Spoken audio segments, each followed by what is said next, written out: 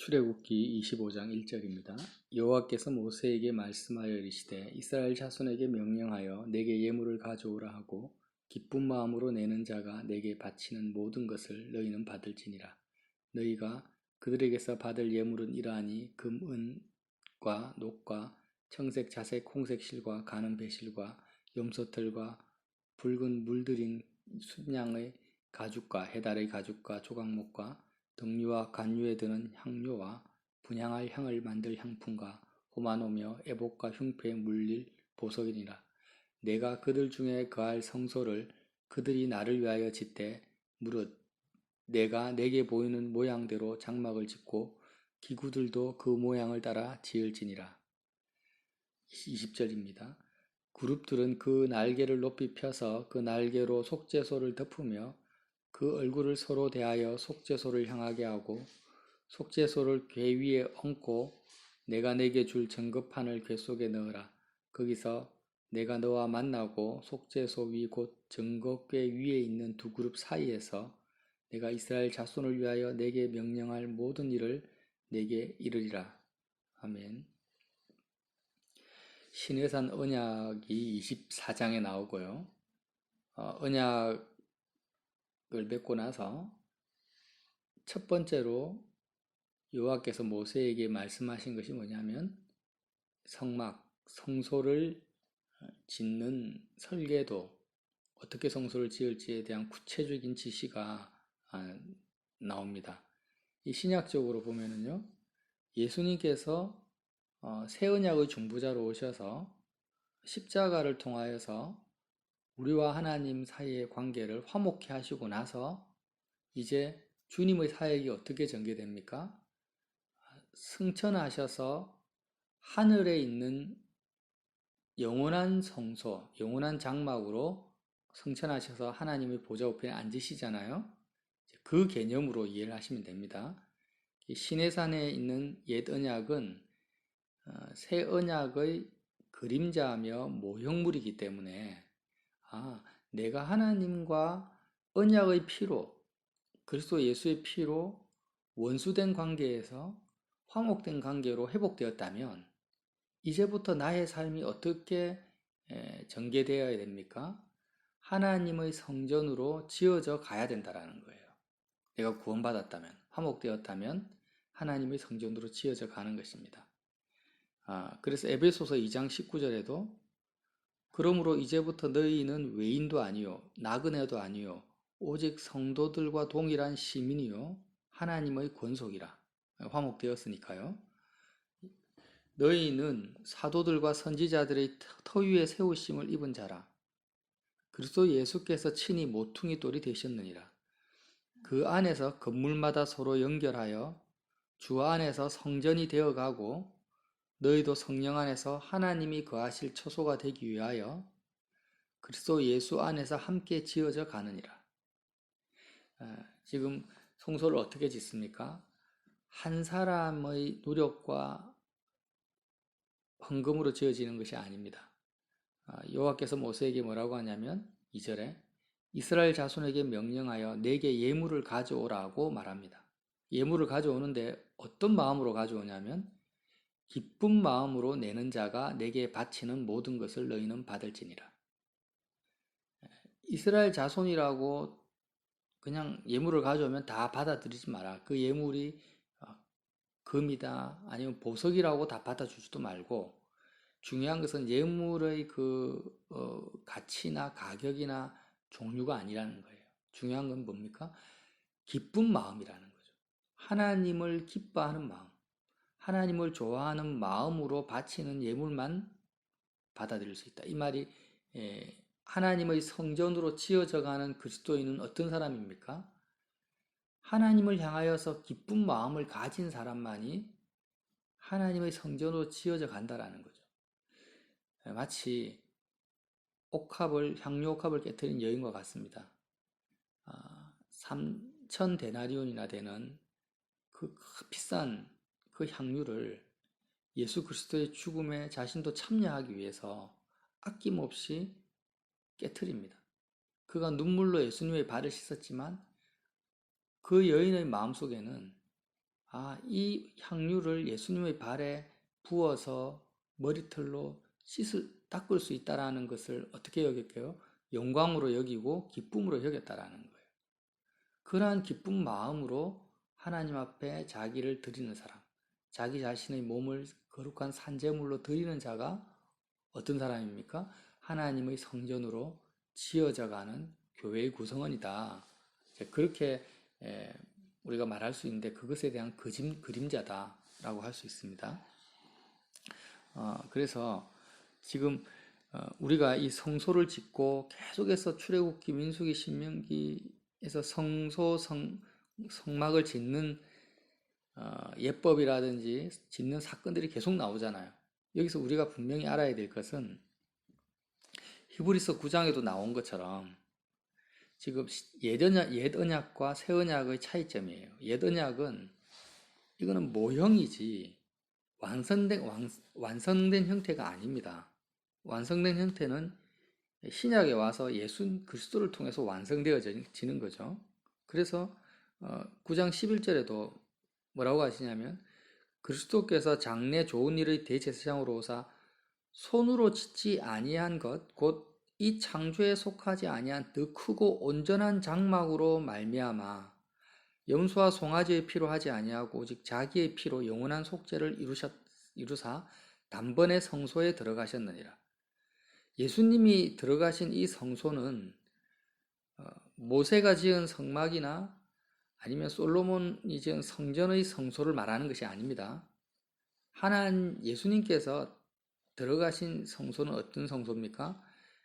손으로 짓지 아니한 것, 사람의 손으로 지은 것이 아니라는 거예요. 곧 이 창조에 속하지 아니한 것, 창조라는 것은 피조물입니다. 피조세계, 피조물에 속한 성소, 사람이 손으로 지어가지고 눈에 보이는 이 성소가 아니라는 거예요. 창조에 속하지 아니한 더 크고 온전한 장막, 뭐예요? 하늘을 말합니다. 보이지 않는 하나님의 그 나라, 하나님의 보좌를 말하는 거예요.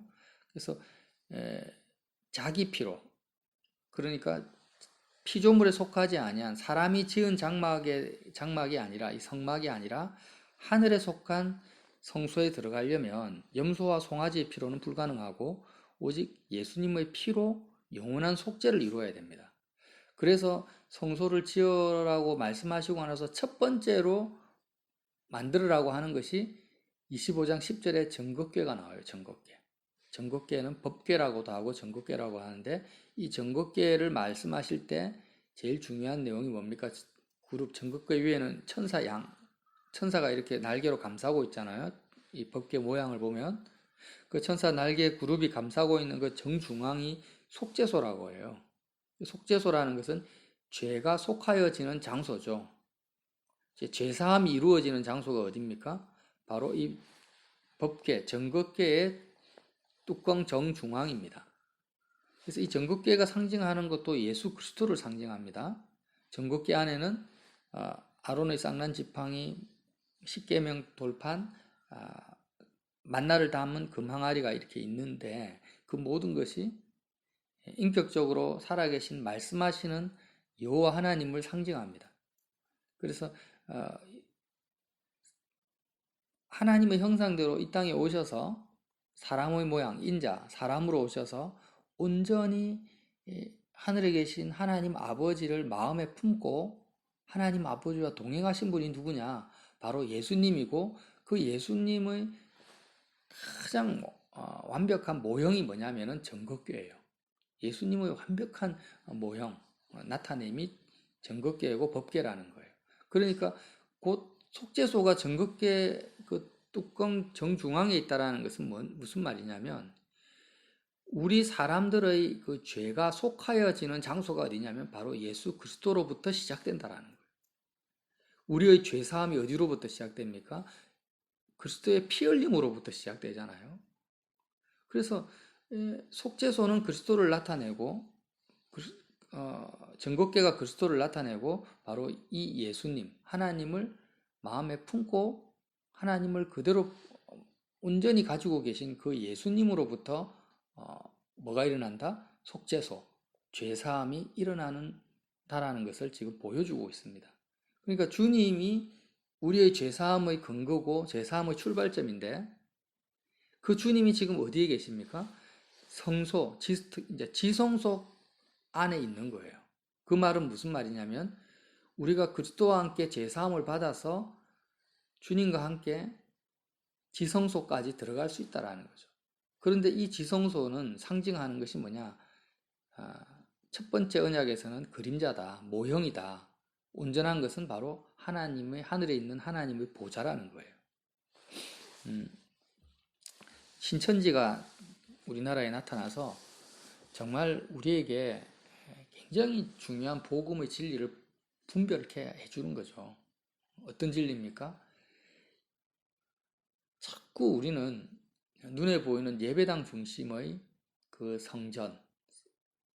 성전의 개념을 가지고 한국 교회가 많이 가지고 있었어요. 우리가 예배드리고 기도하는 장소가 거룩해야 됩니다. 예배하는 장소는 좀 구별되어야 되죠. 세상 어떤 술집이나 아니면 세속적인 장소와는 다릅니다. 거룩하고 왜 기도하니까 하나님을 만나니까 거룩한 장소, 구별된 장소로 이렇게 여기는 그것이 영적으로 굉장히 유익하고 필요합니다. 그런데 이제 뭐가 문제냐면은 내가 기도하고 예배하는 예배당이나 기도하는 장소, 또 설교하는 강대상 이것이 다른 장소보다 거룩하게 여긴다 하여도 그 장소에 하나님이 임재하는 것이 아니라는 거예요. 이거 말을 잘 이해를 하셔야 됩니다.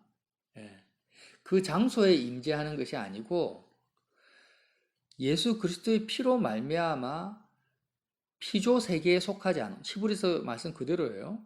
손으로 짓지 아니하는 장막에 들어간 사람, 그 사람을 통해서 주님이 역사하는 거예요. 그렇게 예수 그리스도의 피로 말미암아 하늘에 속한 장막에 그 사람의 심령이 들어가잖아요. 우리가 심령이 들어갑니다. 주님을 통해서 속죄함을 받아서 들어갑니다. 그렇게 들어간 사람의 그 모임에 주님이 함께 하는 거예요. 왜 하늘과 길이 연결되어 있으니까. 그러면 그런 사람들이 사라지면 그 장소는 어떻게 되겠어요? 그냥 거룩한 장소가 아니에요. 그거는 아무 의미가 없죠. 그냥 아무 의미가 없어요. 이 개념 자꾸 이제 교회에서 일반적으로 지역 교회에서요 설교하는 강대상이나 아니면 예배당 건물 자체가 거룩하다는 것처럼 가르치고 거기에 하나님이 임재한다라고 가르치고 집에서 기도하는 것보다 여기에 와서 기도하는 것이 더 낫다라고 가르칩니다. 물론 더 나을 수 있어요. 근데 더 나을 수도 있고 더 안 나을 수도 있다라는 것을 가르쳐야 됩니다. 항상 여기가 더 좋다. 여기서 기도해야만 성령을 받는다. 이렇게 가르치는 것은요. 자꾸 어떻게 합니까? 복음을 첫 번째 언약, 새 언약을 버리는 거예요. 새 언약을 버리는 것이고 신천지의 증거장막 이단 교리를 가르치고 있는 거예요. 그게 신천지가 지금 말하는 것이 경기도 과천이나 그런 자신들이 말하는 그 지금 딱 출애굽기에 있는 이 옛 언약 이스라엘 백성들 12지파가 있잖아요. 12지파가 있으면은 이 성막을 어디에 세웁니까? 12지파의 정중앙에다 세웁니다. 그리고 동서남북으로 인해서 각 지파들이 성막을 중심으로 장막을 쳐서 이렇게 움직이잖아요. 광야에서. 이 성막의 옛 언약의 구약의 모형을 한국에 그대로 가져와서 12지파를 만들고 그리고 중앙재단을 만들고 그 성막 장소를 만들고 거기에 하나님의 나라가 임한다고 이야기하고 가르치는 거예요. 이게 신천지의 정거장막 성전 이단 교리예요. 이 교리의 뿌리가 바로 새 언약과 옛 언약을 구분하지 못하는 아주 그림자, 모형을 쫓아가는 그 잘못된 신학의 배경을 가지고 있다는 것입니다. 신학적 지식의 배경이에요. 그게 이단 교리입니다. 그게. 그래서 히브리서 9장에 계속 나와 있어요. 23장에 9장 23절에 보면 그러므로 하늘에 있는 것들의 모형은 이제 염소와 소의 피, 그러니까 이런 것들로 정결하게 할 필요가 있으나 하늘에 있는 그것들은 이런 것들보다 더 좋은 제물로 할지니라. 그러니까 하늘에 있는 것들의 모형으로서 성소를 지으라고 25장에 나온 거예요. 모형입니다, 모형. 우리는 모형을 추구하는 자가 아니에요. 그래서 지금 신천지나 이단들은 모형을 본질인 것처럼 추구하는 거기 때문에 이단이라고 하는, 끝이 다른 거예요. 그 거짓이라는 것이고, 복음을 가진 자들은 모형이 아니라 그 본질을 쫓아가는 거예요. 그러니까 하늘에 있는 모형들은 뭐가 필요합니까? 호마노, 에봇, 흉패, 자색, 청색, 홍색실, 뭐 이런 조각목, 또 눈에 보이는 성막, 피조세계에 속한 건물, 이런 것들이 필요합니다. 하늘에 속한 모형을 제시하기 위해서는. 근데 예수 그리스도의 피로 제사함을 받은 사람은 이제 히브리서 9장에 나온 것처럼 24절에 그리스도께서는 참것의 그림자인 손으로 만든 성소에 들어가지 아니하시고, 손으로 만든 성소에 들어가신 게 아니라는 거예요. 바로 그 하늘에 바로 하늘, 보이지 않는 하나님의 보좌가 있는 바로 그 하늘에 들어가사 이제 우리로 하여금 하나님 앞에 나타나시고, 우리를 위하여 하나님 앞에 나타나시고, 대제사장이 해마다 다른 것의 피로 성소에 들어가는 것 같이 자주 자기를 드리려고 아니하실지니, 이렇게 말씀을 하고 있어요. 그러니까 예수님은 참것의 그림자인 손으로 만든 성소로 들어간 것이 아닙니다. 아니고 바로 눈에 보이는 세계가 아니라 보이지 않는 하나님의 보좌로 가신 거예요. 그 성소입니다. 그 성소예요. 그래서 교회라는 것은 뭐냐? 새 언약을 기준으로 해서 교회는 뭐냐면 눈에 보이는 건물이나 눈에 보이는 어떤 성소나 성막 중심의 예배당의 어떤 모임이 아니라는 거예요. 그게 아니라 예수님의 피로 말미암아 보이지 않는 하늘에 들어간 자들이라는, 하늘 성소에 들어간 자들이라는 거예요. 하늘 성소에 들어간 사람들이 어떻게 합니까? 이 땅에서 예수님의 이름으로 두세 사람이 모입니다. 그게 지역교회라는 거예요. 그래서 정말 성경적인 교회의 모임은 뭐냐면 마음이 이 땅에 없어요. 마음에 이 땅에 어떤 건물이나 어떤 장소나 이 땅에 어떤 제단이나 강대상이나 예배당 건물에 마음이 있어서는 안 되는 거죠. 왜? 마음이 땅을 떠나서 하늘 성소에 예수 그리스도의 피로 말미암아 들어갔으니까. 그래서 그냥 사람이 중요한 거죠. 사람이. 그 사람의 심령이 예수님의 피로 마음과 생각이 정결해졌는가, 마음과 생각이 하나님과 원수된 관계에서 화목한 관계로 되었는가, 사람의 마음을 보는 거예요. 마음을 보고 그리고 그의 마음이 땅에 있느냐 하늘에 있느냐를 보는 거죠. 땅에 있다면은 그것이 아무리 좋은 어떤 비전이나 거룩한 것처럼 보여도 땅에 있다면은 그는 뭐예요? 교회의 구성원으로서의 지금 자격을 갖추고 있지 않은 거예요. 궁극적으로 말하면. 그래서 그렇게 하늘에 있는 사람들이 식당에서 모이든 다락방에서 모이든 가정에서 모이든 그 장소는 중요한 게 아닌 거예요. 장소는 중요한 게 아닙니다. 되도록이면은 좀 술집이나 뭐 노래방이나 이런 데서 모이면 안 좋죠. 이왕이면은 좀 거룩하고 정결한 장소에 모이면 좋습니다. 그렇지만 그 장소에 성령이 임한다. 이 장소에 와야지만 하나님을 만날 수 있다는 식으로 가르치는 것은 다 뭐예요? 신천지 정거장막 성전의 이단 교리라는 거예요. 그래서 이 부분을 굉장히 우리는 조심해야 되고 분별하는 것이 중요합니다. 이 새 언약과 옛 언약의 차이라는 거죠. 그래서 지금 이 모형으로 이스라엘 백성에게 어떻게 합니까? 하나님이 너희 마음이 궁극적으로 보이지 않는 하나님의 나라 성소에 가야 되는데 어떻게 갈 거냐? 하나님도 보이지 않고 하나님의 나라도 보이지 않는 거예요. 이 사람들은 400년이 넘게 애굽에서 살았던 거예요. 세상 속에. 그러니까 당장 보이지 않는 하나님과 하나님 나라를 어떻게 설명하시겠습니까? 말로 설명하시겠습니까? 할 수 있는 최선의 방법이 뭡니까? 유치원생들에게 모형을 만들어서 실습시켜 주듯이 이렇게 성막을 지어라 해서 모형을 만들어서 하나님의 나라를 설명해 주는 거예요. 아주 구체적으로. 그런데 그 모형을 가지고 진짜라고 생각하고 여긴다면 그 문제가 있죠. 그럼 그게 진짜 같으면 왜 가나안 땅에 들어갔을 때 성막을 절대 손대면 안 되잖아요. 그게 진짜인데 진품을 훼손시키면 안 되죠. 근데 다시 또 성전으로 지어 바꿔버리잖아요. 그러니까 이게 전부 성막 성전이 다 모형이었다는 거예요. 지금도 예루살렘에는 성전이 없습니다. 성전이 없고 뭐가 있습니까? 거기에 이슬람 사원이 있는 거예요. 그러면 지금 성막이 없으니까 예수님은 어디에 계세요? 아무 데도 없다란 말이에요. 근데 지금 다시 복음의 진리를 훼손시켜버리고 이런 정말 귀한 복음이잖아요. 새 언약의 그 진정성을 훼손시켜버리고 옛 언약으로 다시 회귀시켜버리는 그런 일들을 개신교가 하고 있다는 것입니다.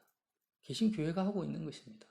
왜요? 사실 그 뚜껑을 열어보면 예배당 조직을 강화하고 모이게 해서 자신의 세력을 불리기 위한 그런 의도가 많이 깔려 있는 부분도 있다라는 거예요. 다 그런 건 아니죠. 다 그런 건 아닙니다. 그러나 정말 복음을 알고 새 언약을 안다면 그렇게 하는 것 자체가 얼마나 가증한 것이며 십자가의 원수로 행하는 건지를 알아야 된다라는 거예요. 그걸 성도들에게 가르쳐야 되는 겁니다. 잘 안 가르칩니다. 왜 이거 가르치면 조직이 붕괴될까 싶어서. 사실 그래요. 그래서 저와 여러분이 정말 출애굽기와 히브리서 말씀을 같이 묵상할 필요가 있는 것입니다. 그래서 정말 내가 이제는 오늘도 속죄소가 되신 예수님, 너무나 귀하지 않습니까? 예수님이 속죄소가 되셨어요. 예수님을 만나면 모든 사람이 죄사함을 받는다라는 거예요. 죄사함 받을 뿐만 아니라 나의 죄를 속해 주시는 그 주님이 눈에 보이지 않는 하나님의 성소에 들어가 계십니다. 주님과 함께 내가 하나님 아버지를 마음껏 만나는 거죠. 그런 복된 하루 되시기를 예수님 이름으로 빌어드립니다.